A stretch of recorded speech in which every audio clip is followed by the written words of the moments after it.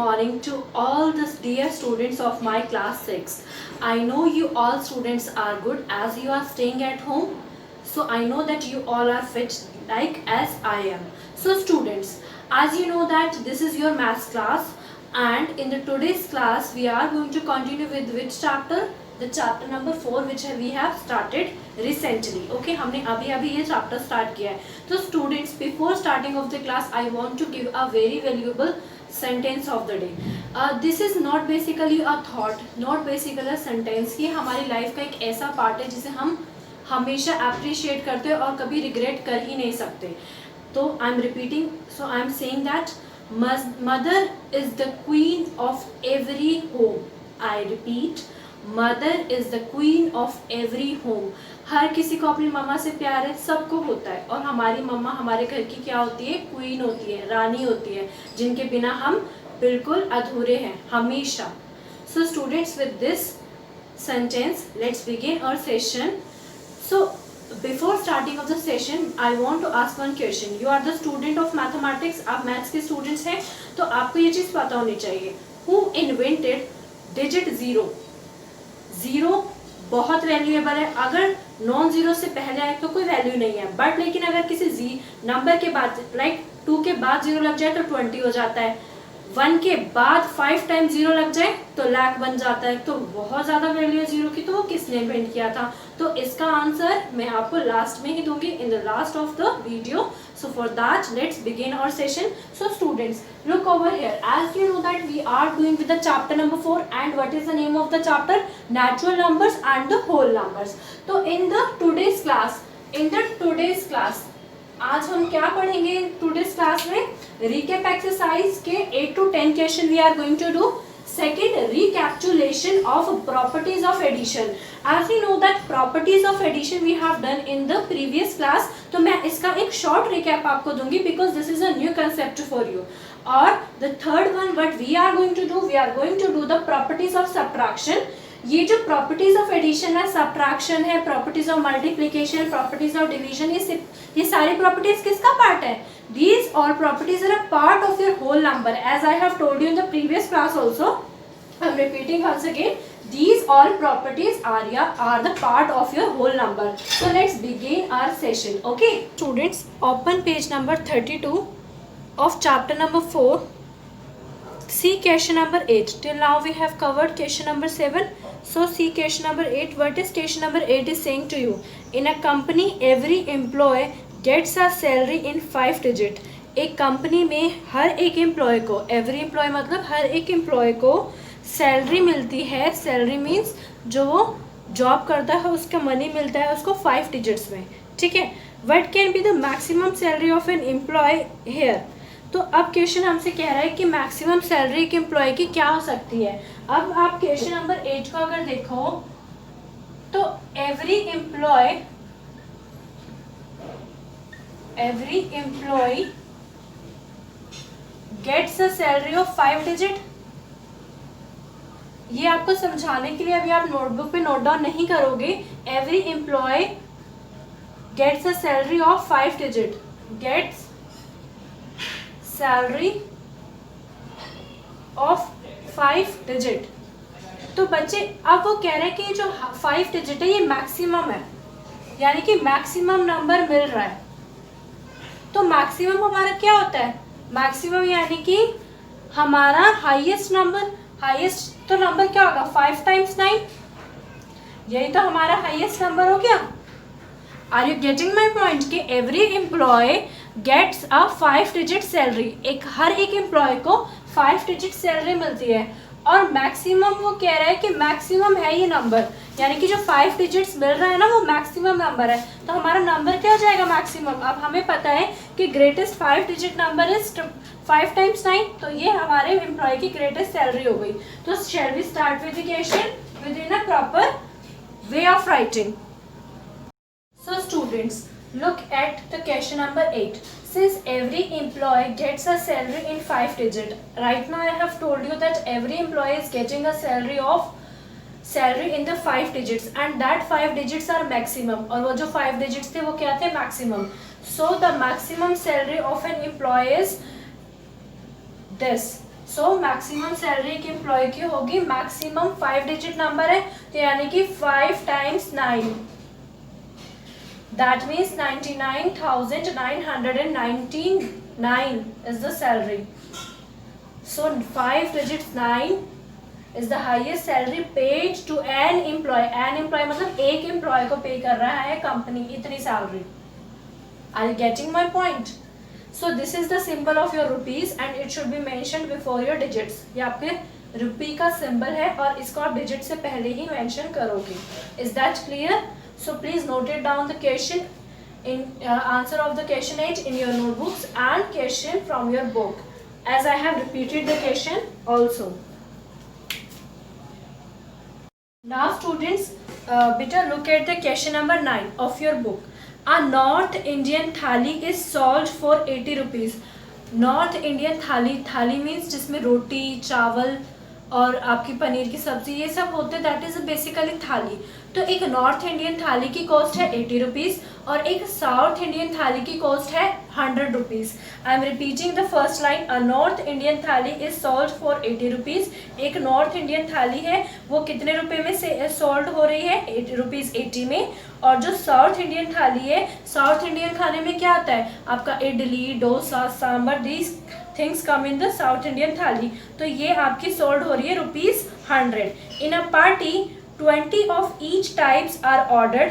How much money will be paid to the restaurant? Now the question is saying कि हर party में north Indian थाली भी 20 order की गई है और साउथ इंडियन थाली भी 20 ऑर्डर की गई है. ठीक है, तो टोटल रेस्टोरेंट वाले को कितना पैसा पे किया जाएगा इन सारी टोटल 40 थालीज का? क्योंकि 20 थालीज तो नॉर्थ इंडियन हो गई और 20 थालीज हमारी साउथ इंडियन हो गई, तो टोटल 40 थालीज हो गई ना. तो 40 थाली का रेस्टोरेंट को कितना पे किया जाएगा, तो वो अब हम करेंगे. तो मैं आपको पहले तो रिव्यू दे देती हूँ. What is the review of the question? Question number 9, that question is saying to you बच्चा दैट जो हमारी ये सिर्फ रिव्यू है, for explanation you will not write this in the notebook. Your north Indian thali, north Indian thali cost of north Indian. ठीक है, north Indian थाली की कॉस्ट कितनी थी? ₹80. सिमिलरली साउथ इंडियन की कॉस्ट कितनी थी?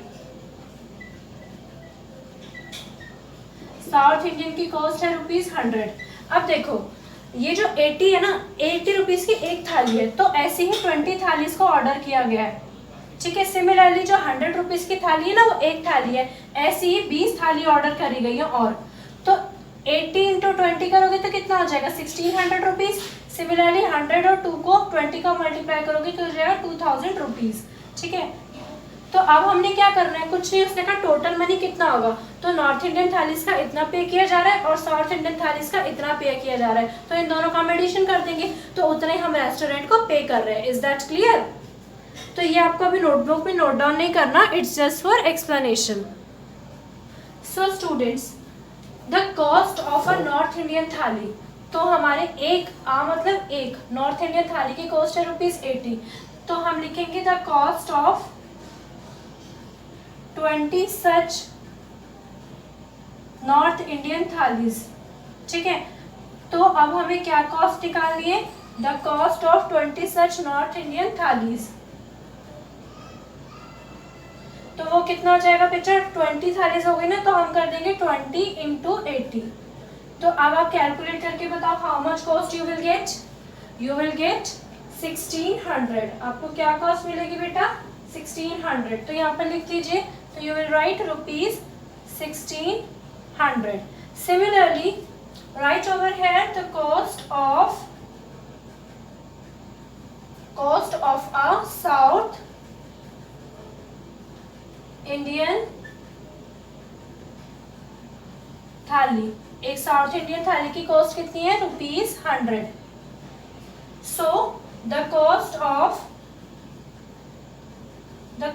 of 20 such थाली, 20 such साउथ इंडियन थालीज. तो अब हमें क्या कॉस्ट बतानी है? इतनी ही 20 साउथ इंडियन थाली की कॉस्ट बतानी है. तो हम क्या करेंगे? 20 इंटू 100. Yes sir no. तो ये कितना हो जाएगा? ₹2000.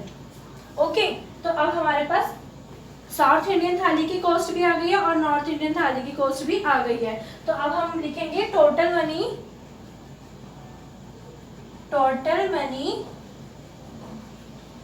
Paid to restaurant. हमने किसको मनी पे किया है? हमने रेस्टोरेंट को मनी पे करा है। तो टोटल मनी कितना पे कर दिया? इन दोनों का एडिशन हम करेंगे।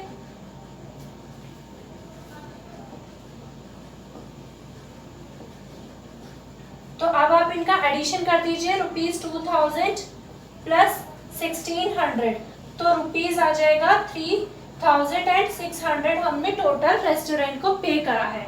Is that clear?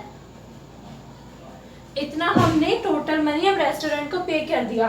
तो हमारी एक नॉर्थ इंडियन थाली की कॉस्ट थी 80 रुपीज, तो 20 की मैंने निकाल ली, यानी कि एक की दी हुई और ज्यादा की निकालनी हो तो हम मल्टीप्लाई करते हैं, ठीक है। सिमिलरली साउथ इंडियन थाली यानी कि एक थाली की कॉस्ट थी और हमें ज्यादा की निकालनी थी, तो सिमिलरली मैंने फिर से मल्टीप्लाई किया और दोनों को ऐड कर दिया और दोनों का मनी बता दिया कि दोनों 20-20 थाली यूज करने का कस्टमर को कितना पे करना पड़ा, 36,600। Is that clear? Please note the question in the notebook. Question number 10 of your book. Ritu broke her piggy bank and counted ₹5 and ₹10 coins. Ritu एक बच्चा है, उसने अपने गुल्लक को, पिगी बैंक मतलब गुल्लक को तोड़ दिया, जिसमें से उसे 5 रुपीज और 10 रुपीज के कॉइन मिले। ओके, तो अब देयर आर 100 5 रुपी कॉइन। अब उसकी गुल्लक से यानी कि उसके पिगी बैंक से 100 5 रुपीज के कॉइन निकले और 50 10 रुपीज के कॉइन निकले।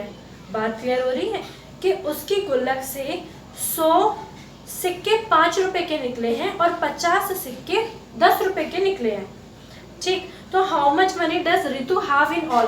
तो अब टोटल मनी हमें बताना है कि रितु के पास कितना है। Is that clear? So students, let's start up with the question number 10 as I have told you. In this question total 5 rupee coins, total 5 rupee coins in the piggy bank. Piggy bank में total 5 rupees coin कितने हैं? As you know that the 5 rupee coins were 100, तो हम 5 rupees को क्या करेंगे? 5 rupee coin को we are going to multiply with the 100 because they are 100 ना, हमें कम का दिया और ज्यादा का निकालना है तो मल्टीप्लाई करेंगे। तो टोटल रुपीज कितने हुए? 500। तो हमारे 5 रुपीज के जो कॉइन्स है वो 500 निकले पिगी बैंक में। Okay, similarly total 50 10 rupee coin, 50 के 10 रुपी के 50 कॉइन्स निकले थे पिगी बैंक से in piggy bank. Are you getting my point? कि 10 रुपी के 50 थे, 10 रुपी के 50 कॉइन्स थे। तो अब हम क्या करेंगे? इस 10 को जो 10 के 50 कॉइन्स हमारे निकले, we are going to multiply again, we are going to get 500। So what is the total money in the piggy bank? So we are going to write it. So write total money in किस में? Piggy bank यानी कि गुल्लक में। तो रितु की गुल्लक में कितने पैसे निकले? So total money in Ritu's piggy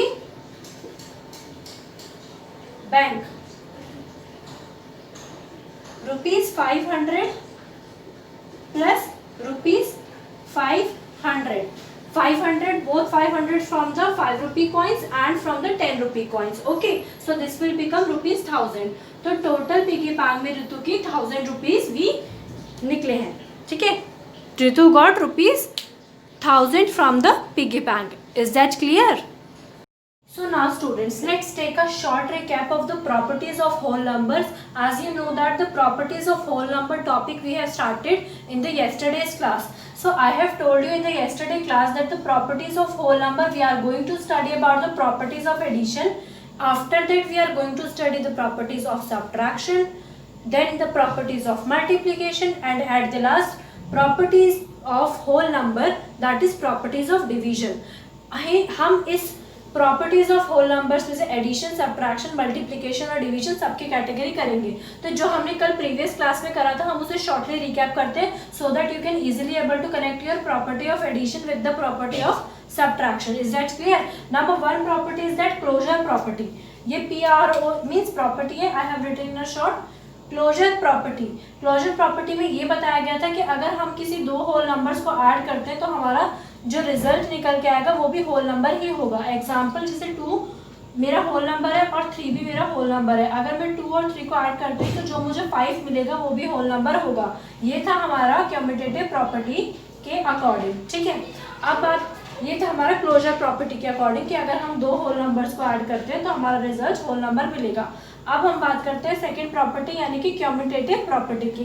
ये क्लोजर प्रॉपर्टी का था, बाई चांस मैंने बोल दिया कम्यूटेटर।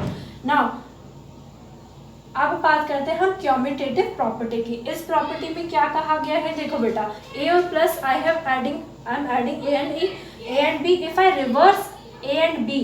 रिवर्स मतलब उल्टा कर देना। अगर मैं बी को आगे कर लूँ और ए को पीछे ले जाओ तो हमारे रिजल्ट पे कोई फर्क नहीं पड़ेगा। जैसे मैंने ए की वैल्यू ली यहाँ पर 2 और बी की वैल्यू मैंने ली 3, इज इक्वल्स का साइन मैंने एज इट इज लिखा।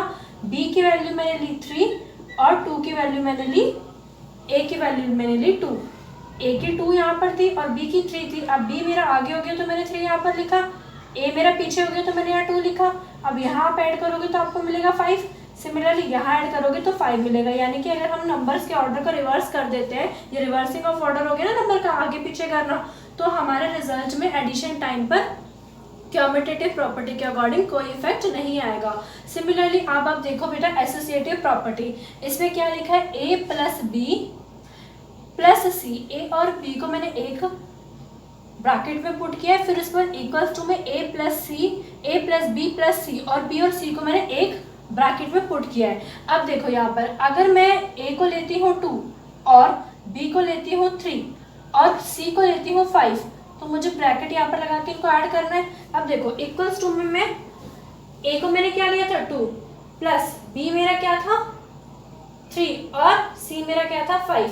अब आप इसको ऐड करो 2 प्लस 3 आपको 5 मिलेगा, 5 प्लस 5 ये भी एडिशन आप एज इट इज लिखोगे इक्वल्स टू 2 प्लस, अब इस ब्रैकेट को ऐड करोगे तो आपको मिलेगा 8।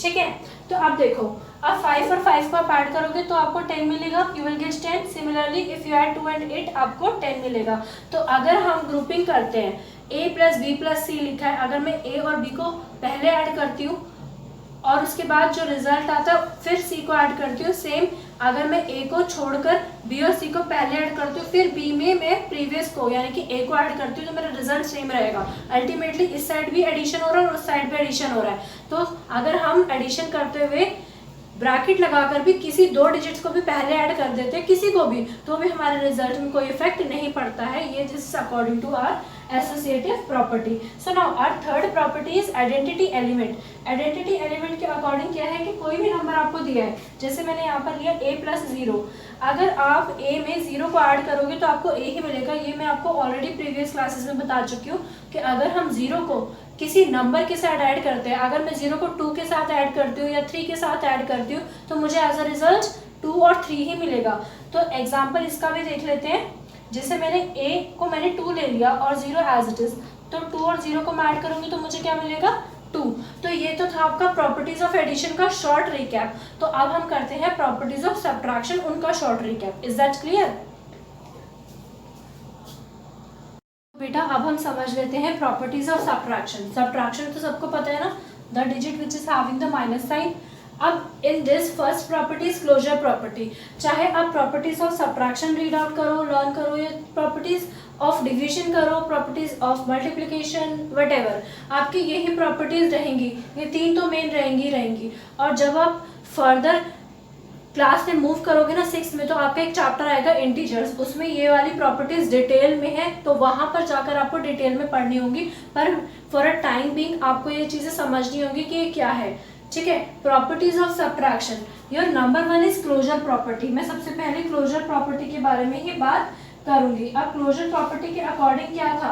क्लोजर प्रॉपर्टी के अकॉर्डिंग था कि ये आपको नोटबुक में कैसे लिखना है, I will tell you each and everything. सबसे पहले आप हेडिंग डालोगे प्रॉपर्टीज ऑफ सब्ट्रैक्शन, नंबर 1 आप डालोगे क्लोजर प्रॉपर्टी, ठीक है। उसके नीचे आपको बहुत बड़ी बड़ी डेफिनेशंस लिखने की जरूरत नहीं है, आप सिर्फ लिखोगे कि a plus B is equals to C, तो उसका एग्जाम्पल, और बाकी मैं आपको पीडीएफ अवेलेबल कराऊंगी तो उसमें से आप नोट डाउन करोगे, ठीक है। सबसे पहले हमारा है मेन आपका कंसेप्ट क्लियर करना कि क्या है, because this is a new thing for you.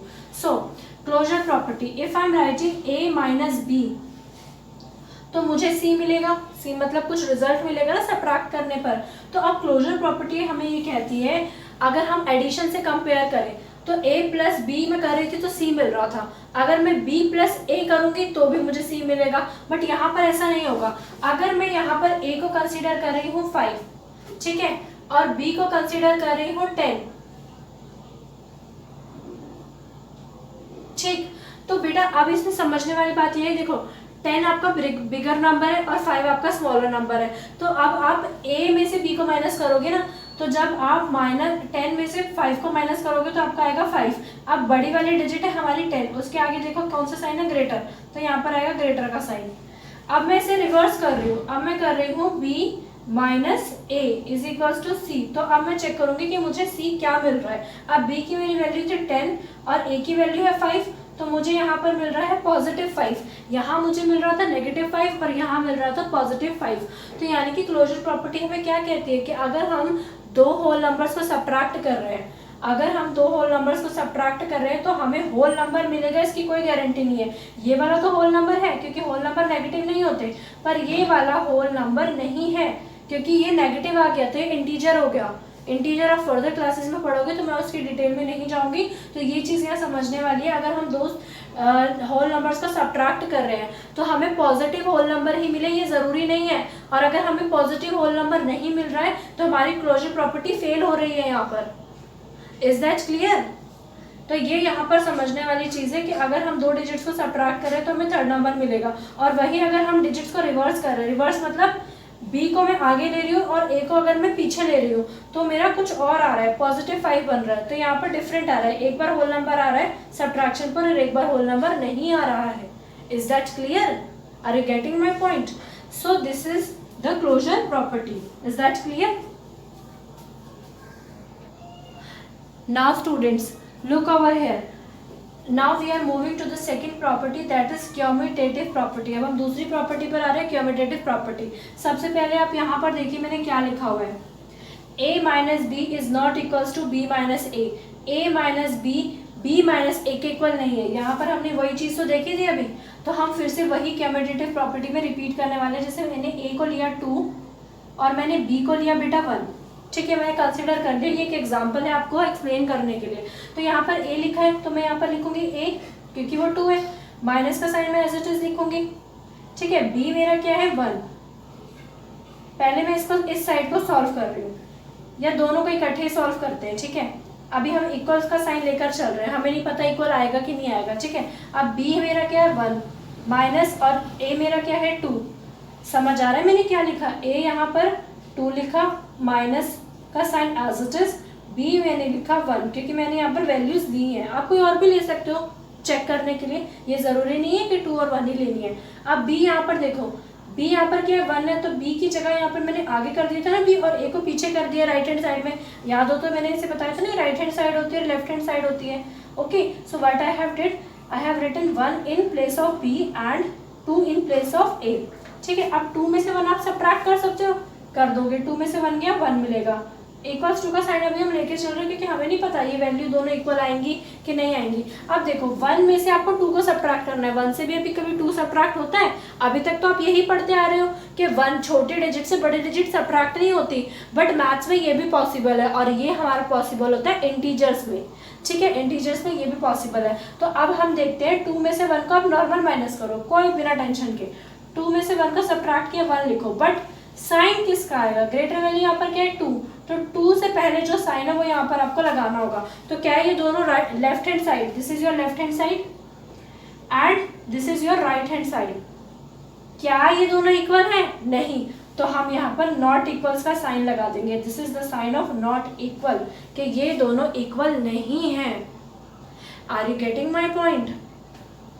तो आप देखो ये सारी प्रॉपर्टी है एक जैसी, बस थोड़ा सा माइंड को यूज करना है कि हमने वैल्यू को किस टाइप से पुट करा है। पहले हमने ए को पुट करा, फिर हमने बी को पुट करा दोनों साइड, और फिर उसे सब्ट्रैक्ट करके लिखा। अब आप देखो यहाँ पर एसोसिएटिव प्रॉपर्टी, यहाँ पर ए बी और सी तीनों है। मैं फिर से ए को 2, बी को 1 और मैंने सी को 0 मान लिया, क्योंकि 0 भी तो हमारा होल नंबर होता है ना, तो मैंने सी को 0 मान लिया ताकि और छोटा हो जाए, क्योंकि अगर मैं और नंबर लूंगी, अभी आप कंसेप्ट समझ रहे हो तो आप बहुत कंफ्यूज हो जाओगे, तो मुझे आपको कंफ्यूज तो करना नहीं। अब यहाँ पर देखो ब्रैकेट है, ब्रैकेट लगा दिया एज इट इज। ए क्या है 2, तो I will write 2 over here, minus sign I will write as it is. अब बी मेरा क्या है 1 है, तो 1 यहाँ पर लिखूंगी, माइनस ये एज इट इज आएगा, ब्रैकेट यहाँ क्लोज हो चुका है। अब सी मेरा क्या है 0, तो 0 लिखो, नॉट इक्वल्स टू का साइन कैरी करके चलो, क्योंकि मुझे पता ही नहीं आएगा इक्वल। अब ए मेरा क्या था 2 था, राइट हैंड साइड पे आ गया ना आर एच एस पे, this is R H S, तो ए क्या है यहाँ पर 2, माइनस का साइन लिखा, ब्रैकेट में देखिए बी मेरा क्या है 1 है, माइनस सी मेरा क्या है बेटा 0। अब इसे सॉल्व कैसे करना है, सबसे बड़ी बात तो यही है कि इसे सॉल्व कैसे करना है। देखो 2 में से 1 माइनस किया तो आपका 1 बचा, minus 0 as it is not equals to your right hand side, हम लेके चल रहे हैं कि इक्वल नहीं होगा, 2 को एज इट इज लिखना। अब देखो 1 में से अगर आप 0 सब्ट्रैक्ट करते हो तो आपका क्या आएगा 1 ही आएगा, तो -1, ठीक है। 1 में से 0 सब्ट्रैक्ट करोगे तो 1 आएगा, और अब देखो 2 में से 1 गया तो ये इक्वल आ रहा है, तो यानी कि नॉट इक्वल नहीं है, नॉट इक्वल नहीं है, ये सारे इक्वल हो गए हैं। तो अब आपने कुछ डिफरेंस देखा, वैसे तो एसोसिएटिव प्रॉपर्टी में इक्वल नहीं होते हैं, पर लेकिन यहाँ पर इक्वल हो गया है, और वो क्यों हुआ है, बिकॉज हमने यहाँ पर वैल्यू 0 ले ली है सी की, तो दैट इज वाई ये इक्वल हो गया है। अब मैं एक और एग्जांपल आपको बताती हूँ दूसरी डिजिट से, जिससे इक्वल नहीं आएंगे, ठीक है। वैसे एसोसिएटिव में होता नहीं है इक्वल, बट यहाँ पर हो गया है, तो अब हम इसे चेक करते हैं। लुक ओवर हेयर बच्चे, यहाँ पर जो मैंने एग्जांपल लिया था इस पे प्रॉपर्टी इक्वल आ रही थी, ठीक है। अब मैं जो एग्जांपल लूंगी उसमें प्रॉपर्टी इक्वल नहीं आ रही। ऐसा हो भी सकता है कि अगर हम कोई वैल्यू ले और हो सकता है हमारा दोनों साइड इक्वल आ जाए, जरूरी नहीं कि ना आए, तो इसीलिए अब हम दूसरा एग्जांपल भी देखते हैं। वैसे जो एसोसिएटिव प्रॉपर्टी है वो सब्ट्रैक्शन के मामले में अच्छी नहीं है, गुड नहीं है, बट लेकिन फिर भी हमारे आंसर्स तो वेरी कर सकते हैं। अगर ये तो वैल्यू पे वैल्यू डिपेंड करता है, आपकी क्लोजर प्रॉपर्टी भी सही हो सकती है और आपकी क्यूमुलेटिव प्रॉपर्टी भी सब्ट्रैक्शन में सही हो सकती है, बट वो आपकी डिपेंड करता है वैल्यू आप क्या ले रहे हो, ठीक है। तो अब मैंने यहाँ पर देखो ए को 20 लिया बेटा, बी को 10 लिया और सी को मैंने 5 लिया। अब हमारा क्या है a minus B minus C is not equals to a minus B minus C, यहाँ पर ब्रैकेट ये है ना, यही है ना हमारा, और तो कुछ नहीं है।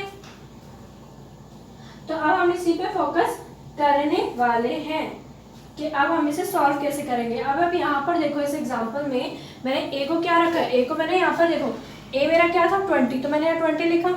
सिमिलरली माइनस का साइन एज इट इज लिखा, यहाँ पर माइनस का साइन है, b मेरा क्या है 10 है, तो I have written 10 as it is. Similarly minus का साइन यहाँ से लेकर यहाँ पर मैंने एज इट इज लिखा। अब मेरा 5 क्या है, c क्या है मेरा, c मैंने यहाँ पर क्या लिया हुआ 5, तो यहाँ पर 5 रखा। सिमिलरली नीचे देखो ये वाली राइट हैंड साइड a मेरा कितना है 20, तो 20 लिखा, ठीक है। माइनस का साइन यहाँ से लेकर यहाँ पर एज इट इज लिखा, ये ब्रैकेट एज इट इज है। b मेरा क्या है 10 है और माइनस का साइन मैंने यहाँ से लिखा, और 5 मेरा c है। अब मैंने 20 में से 10 को सब्ट्रैक्ट करा, यस और नो। सो स्टूडेंट्स मैंने क्या करा है, अब आप देखो मैंने 20 में से 10 सब्ट्रैक्ट किया, मुझे 10 मिला। अब 5 जो है एज इट इज आ जाएगा -5। सिमिलरली यहाँ पर पहले ब्रैकेट को मैंने सॉल्व किया, 10 माइनस 5 करा है तो मुझे 5 मिला। अब ये माइनस का साइन आएगा as it is that clear. अब आप बच्चे देखो 10 में से 5 माइनस किया तो आपको मिला 5, और यहाँ पर 20 में से 5 माइनस किया तो 15, तो यहाँ पर हमारा नॉट इक्वल आ गया, तो सब में मैंने नॉट इक्वल का साइन लगा दिया। तो इसका मतलब जो हमारी प्रॉपर्टी है associative property of subtraction doesn't hold good for the whole number. तो हमारी एसोसिएटिव प्रॉपर्टी सब्ट्रैक्शन के मामले में कहीं ना कहीं फेल होती है और कहीं ना कहीं पास भी हो जाती है, पर लेकिन वो किस पर डिपेंड करता है, अगेन आई एम रिपीटिंग, हमारे नंबर ऑफ डिजिट्स पर। Is that clear. तो स्टूडेंट्स अब मैंने आपको 3 प्रॉपर्टीज यहाँ पर बता दी, closure property, commutative property and associative property. अब आपकी लास्ट प्रॉपर्टी रहती है that is property of zero. Your fourth property is property of zero. अब इस प्रॉपर्टी में वो क्या कहता है, इस प्रॉपर्टी में हमें ये पता चलता है कि अगर हम किसी भी डिजिट में से 0 को सब्ट्रैक्ट करते हैं, एग्जांपल लेके समझ लेते हैं। जैसे पहले क्या था एडिशन वाले में, अगर हम किसी डिजिट में ऐड कर रहे थे 0 तो हमारा रिजल्ट वही आ रहा था, सेम वही है। अगर मैं किसी नंबर में से, जैसे यहाँ पर इसे छोड़ो 7 ले लिया, 7 में से मैं 0 को माइनस कर रही हूँ तो मेरा रिजल्ट 7 आएगा, ठीक है। सिमिलरली अगर मैं 2 में से 0 को सब्ट्रैक्ट करती हूँ तो मेरा रिजल्ट वही आएगा।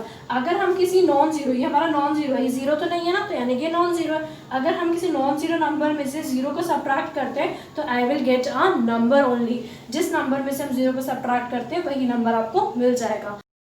So students, it's time to give the answer of the question which I have asked in the starting of the class, that who invented digit 0? The 0 is invented by a great astronomer, was invented by a great astronomer and a mathematician. What is the name of the mathematician? Aryabhatta. ठीक है, I repeat, Aryabhatta invented digit 0. Is that clear? With this I'm ending of my session, and have a nice day, and keep a very good watch on your health. अपनी सेहत का बहुत ख्याल रखिए, ठीक? Okay.